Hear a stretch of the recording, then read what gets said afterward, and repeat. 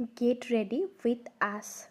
আজকে আমাদের বাড়িতে বনি এসছে, তাই আমরা ননদ বৌদি মিলে যখনই আমরা এক হই, দুজনের প্রথম কাজ থাকে সেজেগুজে ছবি তোলা। কারণ আমরা দুজনে সাজতে আর ছবি তুলতে ভীষণ ভালোবাসি।